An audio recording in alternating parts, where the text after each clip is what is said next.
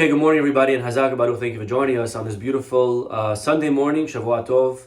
And here we are, as we are entering a new Perashat Terumah. I would like to discuss just for a few moments an idea back in Perashat Mishpatim, and of course connect it to Perashat Terumah. Today's class is sponsored anonymously for the Refuah Shelma of all of Israel. It's also dedicated Leilu Nishmat David ben Naima, Ruach Adonai Tanihenu Began Eden Hu V'chol Bnei Yisrael Shochvim Imo Bichlal Haramim B'Aselichot V'chen Yehi Ratzon V'Lomar Amen. By the Aharon family. Thank you so much to our sponsors. If you'd like to sponsor a class, please email us info@ejsny.org. Baruch atah Adonai Eloheinu melech haolam shehakol niyeh baro. You know, our Torah has the secrets to life. And the Sfat Emet teaches us that any problem that we're going through, in any area, can be any situation. You could find the answer not from anywhere in the Torah, but from every single letter in the Torah. If you know how to look properly, we could find the answers to everything, from any letter you want. Of course, this is a wild concept. It's something that I myself am not skilled in yet, okay? But it's something that we have to realize, that our Torah has the answers to life's problems. Whatever the situation is, if we're going through Shalom Bayit, if we're going through Shidduchim issues, if we're going through health, if we're going through business, personal issues, whatever problems are going on in life, the answers are all in the Torah. Hafoch ba v'hafoch ba dekula ba. Just turn it one way, turn it the other way. Eventually you'll find the answer that you're looking for if you know how to search properly. So as an example, there was a story that takes place around 100 years ago. A lady gives birth, and for the first few days, she's nursing her baby, and the baby is nursing all as well until Friday, Shabbat comes, and the baby refuses to start to nurse. And the lady had no idea why. The baby's crying all Shabbat long. Sunday morning, everything goes back to normal. The baby is nursing, all is well. Again, Shabbat comes, and the baby refuses to nurse. The lady realizes it can't go on like this, so she goes, of course, first to the doctors. The doctors didn't have an answer. And she eventually comes to one of the greatest rabbis of the time, Rav Yosef Rosen, the famous Rogatchover. And she asked him, Rabbi, can you help me? Can you give me advice? Can you shed light? And the rabbi thinks about it and he says, of course, the answer is in Perashat Mishpatim. Lady had no idea what he was talking about. And so the rabbi explained. He says, you know, the Torah and Perashat Mishpatim, one of the things that's discussed is about a shor, an ox, that gores and causes damage to somebody else. Of course, the owner of the ox is responsible for the damages that his ox caused. But how much is the owner obligated to pay? So the Torah says it depends. If the ox is a shor tam, if it's a calm, disciplined, maybe that's where the word tame comes from, tam, tame. If it's a calm animal, the owner only has to pay for half. But if it's a shor mu'ad, if it's a shor that already created a pattern of being wild and dangerous, vicious, it's a wild ox, so now the owner should have watched it better. And the owner here is responsible to pay for the entire damage, okay? He has to pay in full. Beautiful. And there's a whole masechet called Baba Kama, and it discusses many of the different cases that could go on. And one of the cases that's possible is possible to have a situation that an ox is dangerous on Shabbat, and it's tam on the weekdays. And if that's the case, if it gores on the weekday, then it has to pay half, and if it gores on Shabbat, it has to pay in full. And of course, comes along a Gemara, Masechet Yerushalmi, in the Talmud Yerushalmi, and the Gemara says, I don't understand. How could you have an ox that's sometimes this way and sometimes that way? Oxes do not have mood swings. There's no way that an ox could sometimes be calm and sometimes dangerous. How can you have such an ox? It's either a wild ox or it's a not wild ox. And says the Yerushalmi, not true. It's very possible to have such an ox. It's possible that this ox is a very disciplined ox. But what happens is that on Shabbat, all the people are wearing Shabbat clothing. The people wear colorful clothing, more colorful than they're wearing during the week. And when the ox sees all of the new colors, the ox gets all disoriented. The ox becomes a vicious ox, a wild ox, a shor mu'ad. And it's the clothing that could generate that disorientation and that new personality in the ox. The Rogatchover turns to the lady and he says, your baby is used to nursing from you on the weekdays. But comes Shabbat and you're wearing different clothing, and your baby gets all confused, and your baby refuses to nurse from you on your Shabbat clothing. Try wearing your weekday clothing on Shabbat and see what happens. Of course, the lady tried it and it worked like a charm. This is an amazing example of how our Torah could sometimes seem like it's irrelevant. Here's a story about an ox. What does that have to do with my life? How is it relevant to me? And of course, this applied to a case that happened just a century ago.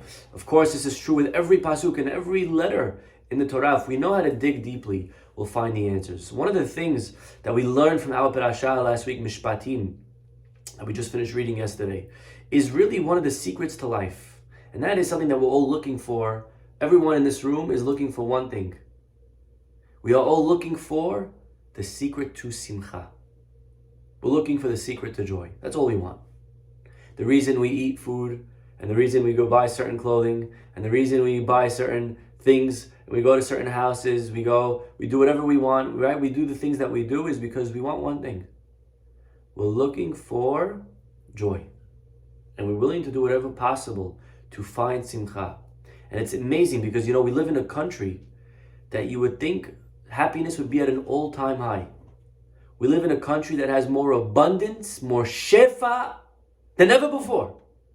Every kid today has more convenience than the wealthiest person 150 years ago. The poorest person today has more comfort than the King of England 150 years ago. More than he had.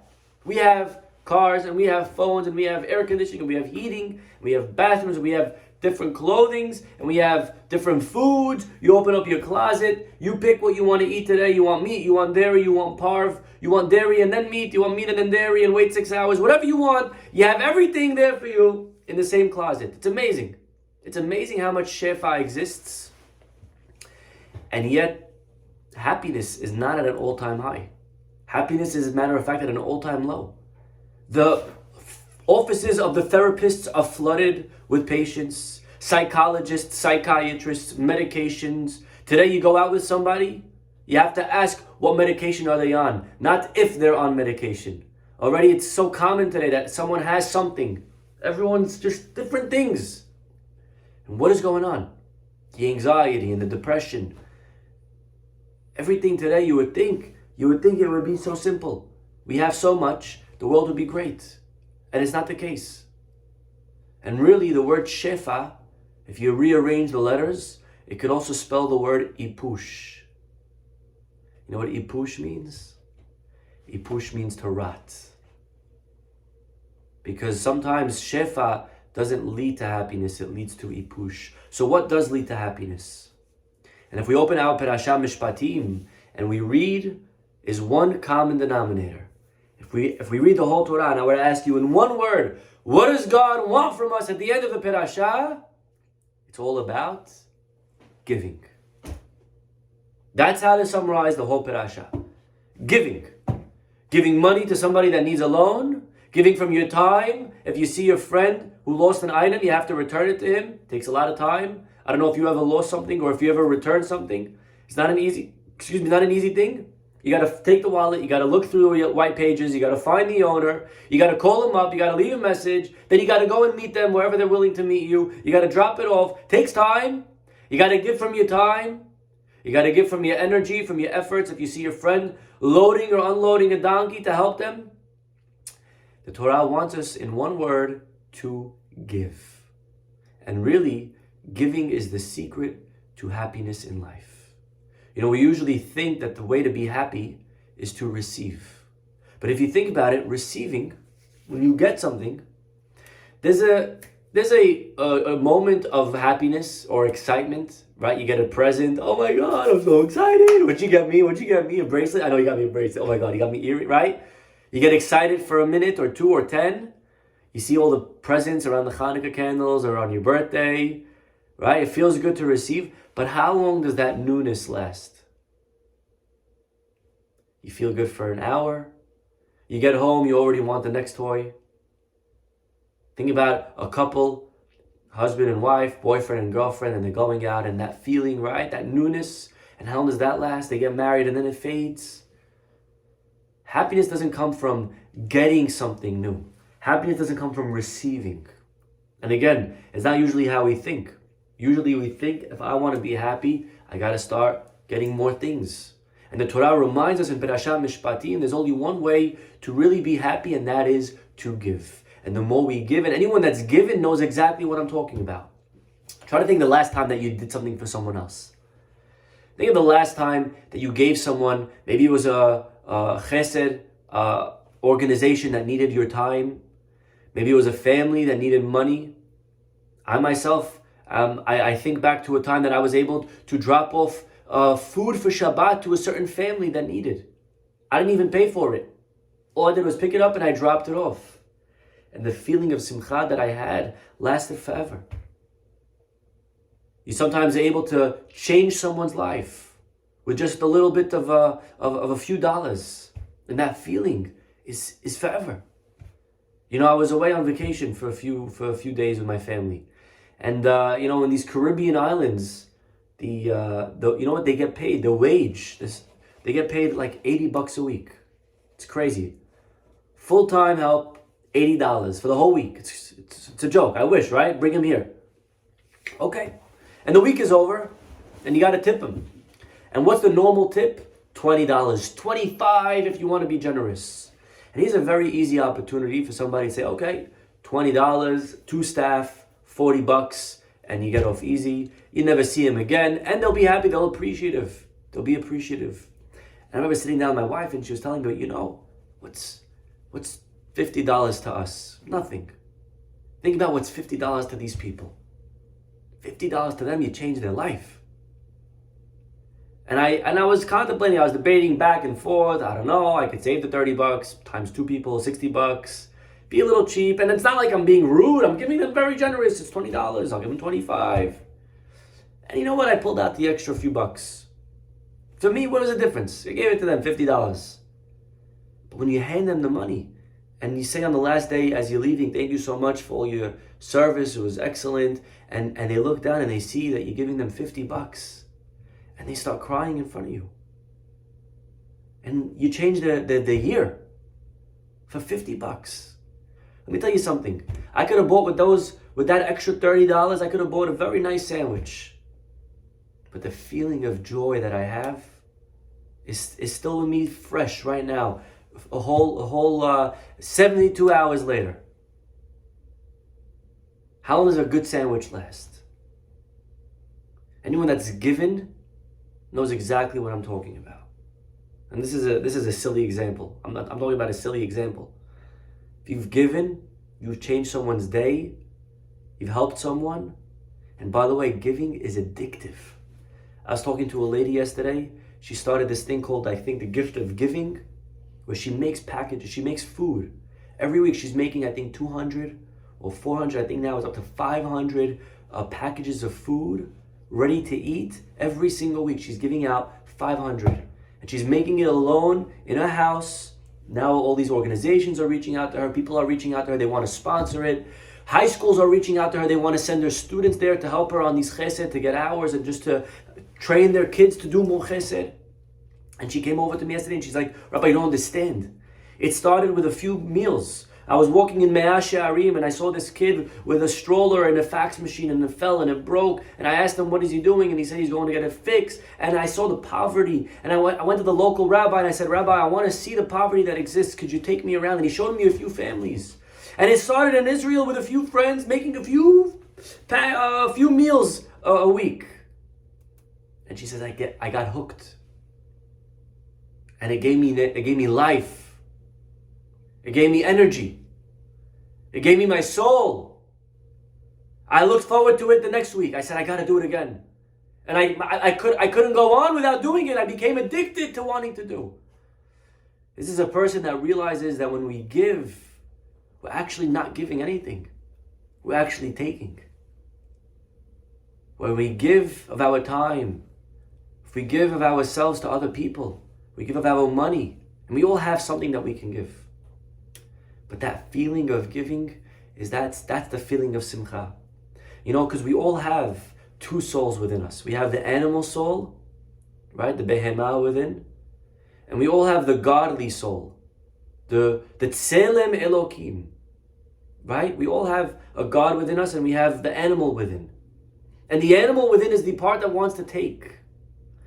But it's the godliness within us that wants to give. Because Hashem, by definition, if we know anything about Him, and although maybe it's impossible to really define God, but if in as much as possible in human terms, we know that God is a giver. And the godliness in us, the Tselem Elokim in us, wants to give. And sometimes a person goes through life suppressing that feeling. And they go through life never being able to give, or never looking to give. And that's where depression comes from. That's where sadness comes from. That's where emptiness comes from. Sometimes we could be sitting in a very comfortable bed, eating the best foods and watching the best shows, and everything is good. But we feel empty. We're not sure what it is. Is it a food? And so sometimes when people have that feeling of emptiness, they search far and wide how to fill it. And what do? They look for the wrong things. They try filling it with drugs. They try filling it with food. They try filling it with immorality. And really there's only one way to feed the neshama. The neshama wants to do what it does best. It wants to give. And until we do that, the neshama is going to remain empty. And it's hard in the beginning. And sometimes we feel like, oh, I can't give. My time is so used up already. But we have to realize that giving is like a muscle. A muscle doesn't get weaker the more you use it. To the contrary, it gets stronger. Think about somebody that lifts 500 pounds. How is that possible? It's impossible. You see a guy lifting weights, you go to him, wow, what are you doing? You're going to get weaker. He looks at you, he laughs, he says, what are you talking about? The more I use my muscle, the stronger it gets. That's how giving works. The more we give, the more we realize we want to give. It starts with 5 packages a week, 5 meals a week, 10, it goes down to 100, 200. And the stronger we get, the more we realize we're able to do. The more we give, the more we realize we can give even more than that. The muscle gets stronger and it gets stronger. Unfortunately, there are many people that want to give, but they can't. There's no one to give to. There's no one that wants to receive their giving. Whatever the reason is, maybe they're not cool, maybe they're not popular, maybe they're whatever. There's many people that want to give. You know, some people sometimes want to give, but they don't have anyone to give to vis-a-vis a spouse. They don't have family, they don't have children. And so a lot of times people will give. That's why people purchase dogs. Why do people buy dogs? You got to go all day, you got to clean after him, you got to wipe him, you got to do all these things. Why do people have dogs? And the answer is because it's the Tselem Elokim in them that wants to give to something, to someone. So they purchase something that they could give to. That's the idea of wanting to have a dog. The idea of wanting to, right? So our job is to, first of all, if we know someone around us that's like that wants to give, then we have to do whatever we can to allow them to. You know, the Midrash says that everyone in the universe borrows from everyone. The night borrows from the day, the sun borrows from the moon. Everyone's just borrowing from everybody. One big borrowing fest. And the Midrash says that the teacher gives to the student, and the student gives to the teacher. The teacher gives to the student knowledge, but the student gives to the teacher that ability to teach. There's no student, there's no teacher. You know, many times I get an email from somebody out there and they say, you don't know me, but I feel like I know you so well. I listen to your classes every single day. I listen to them on Torah Anytime. I listen to them on Chazak YouTube. I'm listening to them on here, on this platform, on that platform. And it's amazing and keep going on and thank you so much. And you know what I realized? That, here are all these people thanking me. And the truth is that the thank you has to come the other way. It is I who am so grateful to all the people that are out there listening. Without you guys right now listening on the Zoom, I wouldn't be able to give this class. People, wow, Rabbi, thank you so much for great class. No. Thank you so much for coming to these classes. If you guys don't show up, I'm talking to a blank screen. It's not fun. Okay? Don't try it. Without audience. There's many rabbis that have skills, but they don't have an audience to give to. Baruch Hashem, I'm so lucky that I have people that like to listen to me. I don't know why, but I have people that like to listen to me. And it's the biggest beracha. I would be nothing if I didn't have anyone to give to. So it's the teacher and the student both are really receiving. Yet a person has to realize that if there's someone around them that wants to give, let them give, because we need to give. Sometimes we have to create that room for that person in our lives to be able to shine. If you're a kid in class and there's another kid that could do something, instead of you doing it, sometimes stepping back. This is what Hashem does. Hashem steps back. It's called tzimtzum. He takes a step back and he allows us to do. That's what God does. He allows us to perform by Him taking a step back. Sometimes in life, we have to take a step back and allow other people, and that's really in itself an act of giving. By letting others give. Think about Yehoshua ben Nun. Moshe dies. Who's the leader after him? Yehoshua. Yehoshua wasn't the smartest guy. He wasn't the greatest sage of the time. You know why Yehoshua was picked? Why was he picked to lead Moshe Rabbeinu? Why was God picking him after Moses dies? It's not because he was the wisest, the smartest. Yehoshua had one thing. Lo yamish mitoch ha'ohel. He never left from the tents. Wherever Moshe went, Yehoshua went. Moshe was like the sun. Yehoshua was like the moon. So on a simple level that could be understood like in a negative way, knocking Yehoshua. Moshe is much brighter than you. But really, maybe in a way, it's actually the biggest praise to Yehoshua. Because what is the moon? Where does the moon get its light? The moon doesn't generate its own light. The moon receives its light from the sun. Yehoshua was such a student that Moshe was like the sun, and he was confident that Yehoshua would be the moon right there to receive his light. Wherever Moshe went, Yehoshua was there following him. Moshe goes up to Har Sinai. Where's Yehoshua? For 40 days, he's waiting there on the foot of the mountain. What are you waiting for? Go for 39 days and come back on day 40. What are you waiting every second of the day on the foot of the mountain until Moshe comes down? Go enjoy and come back on the 40th day. Or your friend calls you and says, hey, I'm landing in JFK at 10:15. Could you pick me up? You say, sure. Do you wait in JFK from 2 weeks before? You're waiting over there with the sign? You don't wait for 2 weeks. You go on the day. If you're lucky, you go at 10:10 if you're nice. There's customs and there's things. You go at 11:30. And if you're some people, you go a week later. You make the guy take his own Uber. You know what I mean? But what is Yeshua doing a whole week standing there? A whole 40 days? And the answer is, he understood that if Moshe comes down and there's no students waiting for him, he understood how demoralized Moshe would feel. Even Moshe Rabbeinu needs Talmidim. Even Moshe Rabbeinu without a student is nothing. In a way, I could even take this a step further, and we could apply it to HaKadosh Baruch Hu. Kavyachol, I can't say it really, but our rabbis say it. Without us, Hashem is nothing. Tenu oz lelohim. Give strength to God. You give strength to God. Without you, God doesn't have strength. Because without you, God can't do what He wanted to do. What did God want to do? God wanted to give us.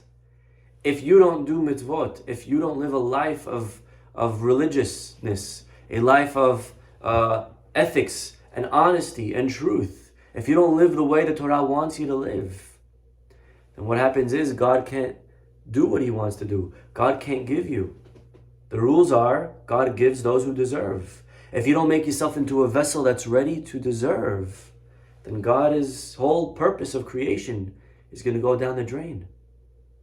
In a way, when we do mitzvot, the greatest thing that we're doing is that we're giving God now the ability to give us because we did mitzvot. Think about it like that. Did you ever think about it like that? It's an amazing concept. Right now, you're creating yourself into a vessel that now God can give you.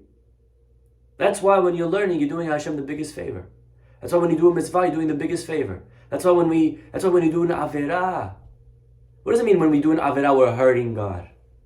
You think He's hurt? Oh no, I'm so upset.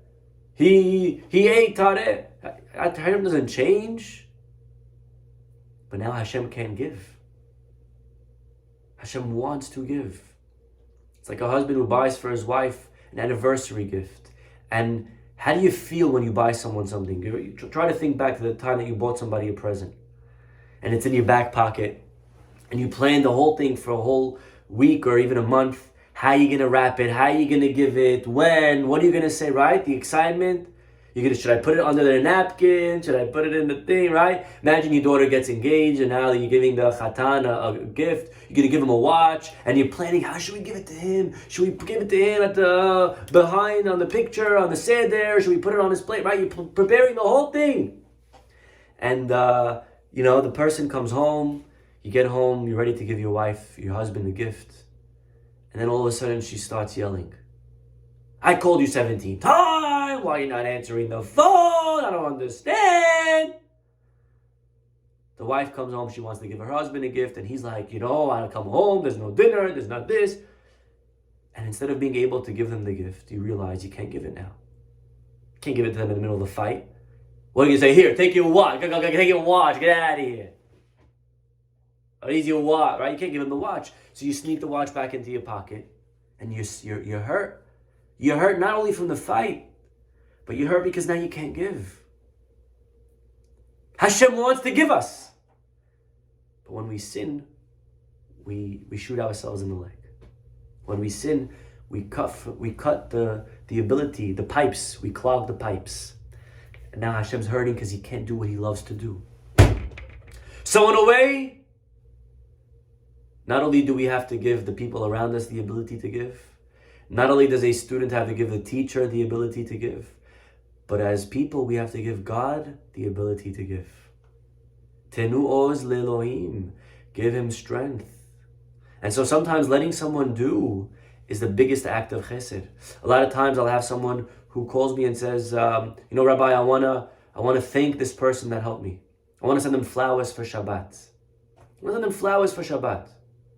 And I'll call the one that the benefactor, and I'll say, listen, the family that you helped, they want to show your appreciation. They want to give you flowers for Shabbat. And the person will say, no, Rabbi, there's no need. I was happy to help. No need, just tell them thank you. They don't have to send me the flowers. That's a big mistake. A lot of times allowing the person that you helped to show their thanks is allowing them to now give back to you. So you give someone $1,000, you give someone $10,000. Now you let them pay you back with $20 flowers. So sometimes stepping back, tzimtzum, and making room for someone else to give you is the greatest act of giving that you can do yourself. Does that make sense? It's an amazing, amazing idea. Someone around you has a good idea. They want to share. No, I already thought out the plan. I know exactly what to do. I don't need to hear any ideas. No. Let them share their ideas. Even if you don't end up listening, let them give their input. Moshe Rabbeinu, when he was there judging the people, and his father-in-law Yitro comes and he says, Moshe, I see what you're doing. I have an idea for you. And he tells him the whole system of tens and fifties and hundreds. And really, there's many commentaries that suggest that Moshe Rabbeinu all along knew that plan. And actually, if you look at the text, and we gave a shiur a few years ago, maybe last year, if you want to go back to Perashat Yitro last year, about this system. I don't know if it was in Perashat Yitro or maybe in Perashat Devarim, but in one of them, we spoke about how Moshe all along intended to do that plan. But he let Yitro feel good, that as if it was his plan. Is it a crime to let someone feel good? Let Yitro feel good that it's his plan. There's someone around you that has an idea. Let him share him. Let him advise. Let him give their input. Letting the people around us do chesed is sometimes the greatest act of chesed that we can do. So chesed is not always about us doing. Sometimes it's about us not doing. Okay, so this is, these are the ideas of our parasha, of giving, of doing. And really, ultimately, like we said, when we do, we're really not doing, we're really receiving. Because we are the ones that walk away happier. We are the ones that walk away with more joy. Our parasha this week, Parashat Terumah, speaks about all the donations that the Jewish people made towards the building of the Mishkan in the desert. And the pasuk begins, Daber b'nei Israel ve'yikchu li terumah. Speak to the Jewish people and let them take for me a donation. What does it mean, take a donation? You don't take a donation, you give a donation. Yeah? What does it mean, take a donation? Now, Al-Shir says, because really when a Jew gives, they are really taking. Every act of chesed we do ultimately is for ourselves. We are the ones that walk away smiling. We are the ones that walk away feeling good. And that is why in Hebrew, says the Gaon Mevilna, the word venatenu is a palindrome. Vav, nun, tav, nun, vav. It can be read this way and it can be read that way. It's read both ways because when you're venatenu, it's really coming right back to you. So that's an amazing, amazing concept about the art of giving, the idea that giving, and that's what we find, that's what we learn from the Parasha. Parasha Mishpatim reminds us that it's our duty to give. And that when we give, we find simcha in life. But there's one more step. Sometimes giving conflicts. Sometimes you could give to two different places and you're not sure where to give to. Sometimes you could give to your own kids when you could give to the community. Sometimes you could give to an organization, or you should give to your daughter. Sometimes you should go to be with your wife, or you should go to help someone because you're on a Hatzalah call. What do? How do you know which giving is more important? This is a very difficult question. And really there's no right answer to this question. There's no way to give a rule. But our parasha, ve'ele hamishpatims, we always have judgments to make. All day long we're making judgments. Do I want to clean her house? And I'm going to clean up and come home as a husband. I'm going to yell, I want a house clean, put away the toys. Or do I want a happier house? Does the wife want to spend more hours on Friday afternoon making another dish and a third dish and a fifth dish and an eighth dish to have more Oreg Shabbat? But then maybe she's going to have her cup full and be super stressed. Or does she want to maybe have more time with her kids and only have 3 dishes? We're always making these decisions. We always have these things that we have to decide. Where should I begin? What should I do? Should I do more here or should I do less there? It's like a seesaw. Everything in life is a seesaw. You have more here, it's going to come at an expense over there. Ramchal says in Mesilat Yesharim, he speaks about balancing Chasidut. You want to practice Chasidut, that's fine. Chasidut's an amazing thing to do. Chasidut, by definition, means doing more than above, more than what you have to. But you got to calculate. Because sometimes chesed is not chesed. Sometimes you could think you're doing chesed and you're really choteh, you're really sinning. Sometimes you think you're doing a favor and it really ends up not being a favor. And so, which one do we choose? And it's hard because they're both right. It's not like, should I go help a kid who has special needs or should I go punch someone in the face? It's not usually the choices that we're making in life. It's not like, Avera or Mitzvah. It's should I do this mitzvah or that mitzvah? So what do we do? What do we pick? So let us turn one more time to our parasha and we find the answer again. The answer is really when it comes to loading and unloading someone's animal. Yes? We're all familiar with this mitzvah.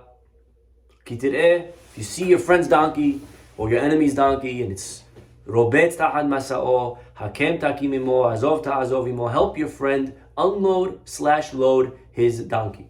Okay. And the Gemara, of course, does what the Gemara does best. And the Gemara always has to make things very complicated. And the Gemara comes along and says, well, what do you have two in front of you? What if you have a guy that needs to be loaded and a guy that needs to be unloaded? Which one should you help? You gotta love Gemara, right? When's the next time I'm going to see 2 people at the same time that need... Okay, but that's... Maybe what if? And really the Gemara is not interested in the what if only. It's interested in the principle, in the concept. What if you have unloading and a loading? Which one do you do? Anyone know the answer?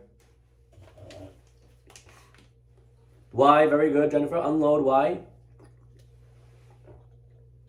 Very good. When it comes to unloading, says the Gemara, you unload first because there's tsa'ar ba'aleh hayim. There's an element here of the pain that's being accrued to the animal. Torah spoke before any PETA or any organization about not torturing animals. Torah in the beginning of time was all very, very careful for the pain that we cause to animals. Animals have feelings. Animals' lives matter, right? So a person has to be super careful. If you see a loading and an unloading, which one do? You help the unloading. Why? Because that animal is in pain. And you help him. There's an extra element here. Whereas if you help the loading, you're only helping the guy. Over here, you're helping the guy and the animal. Make sense? Anyone argue? No? Okay, we're good. But watch this. Then the Gemara says, but there is an exception. There is one case that if you see a guy that needs loading and you see a guy that needs unloading, you're going to help the loading first. You know when? Says the Gemara, if the guy that needs to be loaded is someone that you don't like, if it's your enemy, if it's someone that when you see them in shul, you're a little bit walking quickly to avoid having to talk with them, if there's someone in your life that you don't like, and that's a sin, you're not allowed to not like someone. Lo tisna et achicha bilvavecha. You're not allowed to hate somebody. And by the way, hate doesn't mean that you want to kill them. Hate means you just don't care about them. Is also under the category, even worse possibly than hate. I just don't care for them. They're just whatever. I don't need to spend time with them. They're not important in my life. I don't care if they're suffering. Just whatever. They're irrelevant to me. You see someone like that, says the Torah, here you help loading first. Even though the other way you have the animal in pain. Heavy loading, heavy burden. Doesn't matter. You got to help before you help the animal in its pain. You got to help the animal within you. You got to remove the hatred that you have for another person. And what the Gemara here is telling us in one word, my friends. What will promote more? Peace. What's going to lead to more? Shalom. Yes, it's true. The animal's going to be in pain. And here you have a situation that you have chesed here and you have chesed here. Which chesed is more important? Answers the Gemara. Which chesed will lead to eventually more peace? And you can't look at the immediate. You can't look today. You got to calculate the long-term effects. You got to calculate the ramifications this is going to have in a day, in 2 days, in a week, in a month. What's going to lead? Ezehu acham haro'eh et hanolad. Play it out. You know the reason the best chess player in the world is the best chess player in the world? It's not because he knows how to play chess better. He knows the same moves that I know. Me and him know the same exact moves. We both know where the bishop goes, where the knight goes, where the rook goes, how to castle, en passant. We know everything about chess the same. The only reason he's a better chess player than me is because he does one thing that I don't do. He calculates one extra step than I do. That's the only difference between the best chess player and the second to best chess player. The best chess player calculates one more move. And succeeding in life is about being able to calculate that extra move. That I'm doing right now, what will it lead to? Where is it going to go in a day? What's going to be next week? If I do this, what's it going to nolad? What's it going to lead to? What's going to be born out of this? If I do that, what's going to be born out of that? That's the duty that's required from a person that's calculating which chesed to do. Do I do that chesed? Do I do this chesed? Do I do this way? Do I do that one? Should I go help them? Should I help my family? Well, what's going to eventually lead to more peace? What's going to lead to more peace is what you should do first. You have to load a donkey, you have to unload a donkey. Do you hate one of the guys? Because if you hate him, that's the priority. What's going to lead to more? Shalom. And the Torah is all about shalom. Deracheha darchei noam. Its ways are all about pleasantness. You know, everybody knows that a Kohen is not allowed to go into a cemetery. Yes? Kohen cannot become Tameh. However, we also know that there are exceptions. The Kohen can become Tameh to his 7 relatives. Father, mother, brother, sister, son, daughter, wife. Now, why? Why is he allowed to become tameh to them?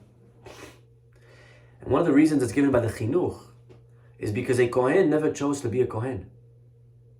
Right? Did a kohen choose to be a kohen? No. He was born a kohen.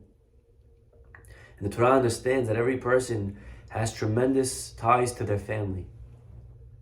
They're very connected to their parents, to their siblings, to their children.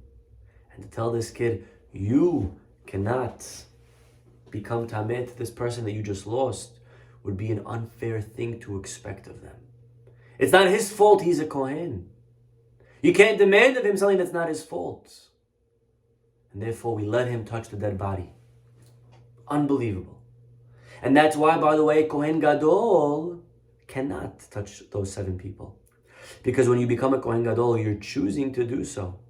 And you know in the beginning, before you become a Kohen Gadol, these are the terms and conditions, accept or not, fair or no. You want it? Then no, this is the cost.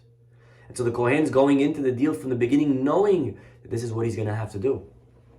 But a regular Kohen was never asked. He was just born, and therefore it's not fair to demand this level of purity from him. And we let him go. Teracheha tarchei noam. Torah is all about peace. You know, a story is told, and we'll end with this. They wanted to build in Hacham Ovadiah's building, when he moved to Har Nof, they wanted to build a synagogue in the lobby. It was very hard for him to walk all the way on Shabbat from his house to the synagogue.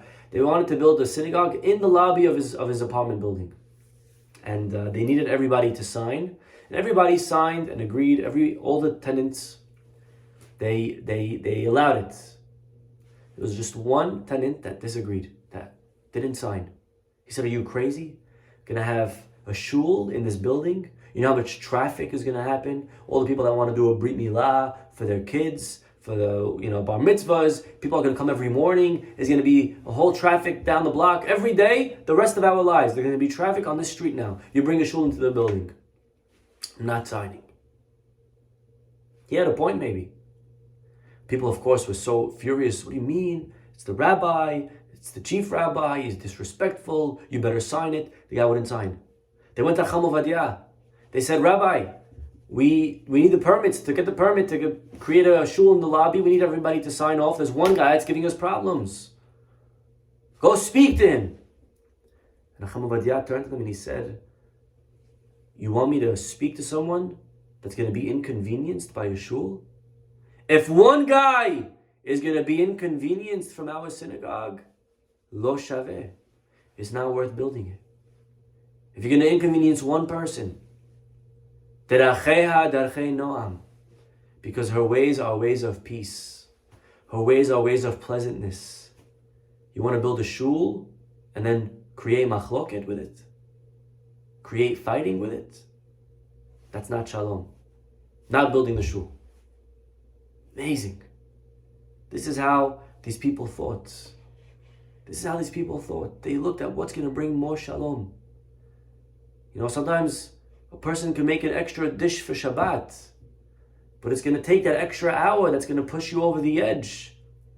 What's going to bring more shalom on Friday on the Shabbat table? Sometimes, saying a certain thing, a certain Dvar Torah, is going to get a certain person on the table angry. You know that they're politically on that side of the aisle. And you say something that's going to get them nervous. And it's going to create tension. You think Hashem wants you to now say it? What's going to bring more shalom? We got to think. We got to calculate. We got to be ro'eh et hanolad. So these are things that are very, very complicated. But these are the insights of our parasha. May Hashem always help us to realize the gift of giving. To realize that when we're venatenu, when we're giving, we're really getting it right back. It's going back venatenu the other way. Ve'yikhu li terumah. Don't give a donation. You're really getting a donation.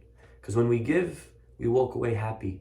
May Hashem bless us all to be addicted, to be hooked on this mitzvah of giving, to realize the beauty that it has, to realize that the more we give, the more we're actually able to give even more than that. Like a muscle. The more we work it out, the stronger the muscle gets. And by doing so, we'll be able to give the people around us the ability to give, and to always at the same time apply sechel, and knowing which giving has priority over the other, always at the same time maintaining the peace, maintaining the shalom. Okay, we'll stop over here, everybody. God willing, we'll see you all tomorrow. Have a wonderful day. Bye-bye.